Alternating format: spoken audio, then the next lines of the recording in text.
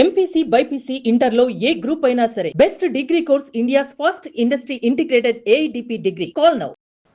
మన పద్మనాభం గారిని, జిఎస్ రావు గారిని తలుచుకుంటూ మనం చేసిన ఈ కార్యక్రమం ఎప్పుడు కూడా ఆంధ్రప్రదేశ్లో నాకు తెలిసి ఇదే పెద్ద కార్యక్రమం. చాలా సభలు జరిగినాయి కానీ ఇదే పెద్ద కార్యక్రమం. మీకు ప్రత్యేకంగా ధన్యవాదాలు. పద్మనాభం గారు వారి జీవితం అంటే ఒక రెండు అంశాలే. సహజంగా ఆయన రాజకీయ జీవితం ఆయన ఎక్కువ రాజకీయ జీవితమే అయింది. ఎక్కువగా అనేక రాజకీయ పార్టీలతో ఉన్నారు, అనేక పదవులు చేశారు.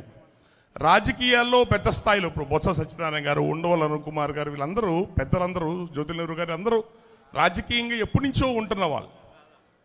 కులానికి ఏదైనా అవసరం అయితే అడిగింది అంతవరకు చేసి పెడతారు, అంతేగాని అది ఒళ్ళంతా పూసుకోరు. అలా ఒక కులపరంగా పూర్తిగా తీసుకుంటే రాజకీయంగా ఇబ్బందులు వస్తాయి తెలుసు. కానీ పద్మనాభం గారి జీవితం ఏంటంటే కులానికి ఏదైనా అవసరమై ఇబ్బంది వస్తే రాజకీయ జీవితాన్ని వదిలేసేస్తారు. ఎన్నోసార్లు పణంగా పెట్టారు ఆయన, ఎన్నోసార్లు రాజకీయ జీవితాన్ని పణంగా పెట్టారు. అంటే సహజంగా వాళ్ళ నియోజకవర్గాలు రాష్ట్ర స్థాయిలో బాగానే ఉంటుంది కానీ వాళ్ళ నియోజకవర్గాలకు వచ్చేటప్పటికి మిగతా వర్గాల నుంచి, కులాల నుంచి ఓట్లు తగ్గిపోతుంటాయి. దానివల్ల ఒక్కోసారి ఓడిపోతుంటారు. అట్లాంటి దానికి కూడా ఆయన ఇప్పుడు వెనకడుగు వేయకుండా ఈ కులం కోసం నిలబడిన మనిషి. పైపెచ్చు రాజకీయాల్లోకి వచ్చిన వాళ్ళు అందరూ సమాజానికి నిజాయితీగా మేలు చేద్దామనే వస్తారు. తర్వాత అవినీతి సంబంధించినవన్నీ వస్తుంటాయి. కానీ ఇన్ని సంవత్సరాలు ఆయన రాజకీయ జీవితంలో ఎటువంటి అవినీతి మచ్చలేని వ్యక్తి. అది మన గొప్ప విషయం. పద్మనాభం గారి విషయంలో మనం అట్లా చూడగలిగిన వాళ్ళు ఎవరంటే మళ్ళీ ఉండవల్లి అరుణ్ కుమార్ గారు. అంత స్థాయిలో ఉండి ఏ అవినీతి కూడా ఇట్లా ఎక్కడ కనపడవు వాళ్ళ జీవితాల్లో. అలా పద్మనాభం గారు అలాంటి మహానుభావులు మన ఈ కాపుల్లోంచి రావటం, అంటే మేము కాపు కులం పనిచేస్తాం కాబట్టి చెప్తున్నాను, మా అదృష్టం అట్లాంటి వాళ్ళు రావటం. అన్ని మంచి పనులే చేస్తే ఎక్కడ పొరపాట్లు తప్పులు లేకపోతే వాడు దేవుడు అవుతాడు. మనిషి జీవితంలో అన్ని కరెక్ట్గా చేస్తే వాడు దేవుడు అవుతాడు. పొరపాట్లు లేకుండా మనుషులు ఎందుకు ఉంటారు? అట్లాగే పద్మనాభం గారు ఇందాక సోమవీరాజు గారు వివరంగా చెప్పట్లా, ఎక్కడో జాతీయ స్థాయిలో ఉండి ముఖ్యమంత్రి అవ్వాల్సిన మనిషిని ఎవరికి వాళ్ళు రెచ్చగొట్టి ఆయన వేరే రకంగా డైవర్ట్ చేసేవాళ్ళని సోమవీరాజు గారు ఇందా చెప్పట్లా మనతో. అట్లా ఆయన పంతం, పట్టుదల కొన్నిటితో ఆయన జీవితంలో కొన్ని ఆయనే చాలా పాపం నష్టం చేసుకున్నారు, చాలా అవకాశాలు కోల్పోయారు. అలాంటి మహానుభావుని వారు చేసిన సేవలు, మంచి పనులు మనం గుర్తుపెట్టుకొని వారు మనం చేయగలిగిన మన ఆస్తులను ఇవ్వద్దు, వాళ్ళకి ఘనంగా నివాళులు ఇవ్వటమే మనం చేయాల్సిన పని. మన సమాజం కోసం, జాతి కోసం పనిచేసిన అట్లాంటి వాళ్ళని మనం గుర్తుపెట్టుకోకపోతే మనల్ని ముందు తరాలు మర్చిపోతారు, మనల్ని కూడా.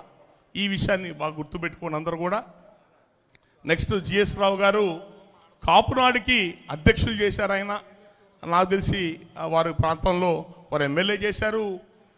మన కోవురా ప్రాంతాలు, నిడదవోలు ప్రాంతాల్లో కళ్యాణ మండపం ఏదో కట్టించారు వారు. అంటే రాజకీయంగా ఉంటూ కూడా హైదరాబాద్లో ఉన్న కాపు సంఘంలో కూడా యాక్టివ్ పార్టిసిపేషన్ ఉండేది జిఎస్ రావు గారిది.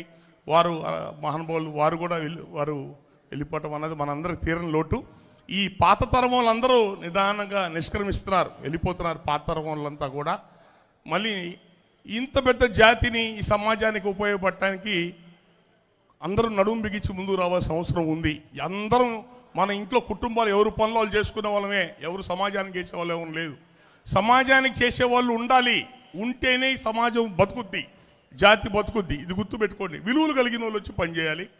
ఇక్కడ అన్ని రాజకీయ పార్టీల వాళ్ళు వచ్చారు కాబట్టి నా విజ్ఞప్తి ఏంటంటే, పద్మనాభం గారు గతంలో మన రిజర్వేషన్స్ కోసం చేసిన ఉద్యమంలో ఏదైతే ఉందో మనకు 5% అసెంబ్లీలో తీర్మానం చేసి ఈ కేటగిరీలో, ఎఫ్ కేటగిరీలో పెట్టారు 5% ఇస్తూ.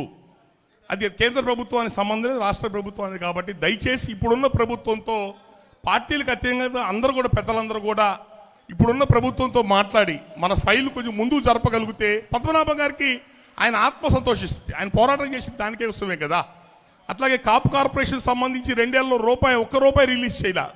3,000 కోట్లు ఇస్తారన్నారు సంవత్సరానికి, 6,000 కోట్లు. రూపాయి కూడా 6,000 కోట్లు వద్దబ్బాయి, 600 కోట్లు ఇవ్వండి చాలు, డబ్బులు లేకపోతే.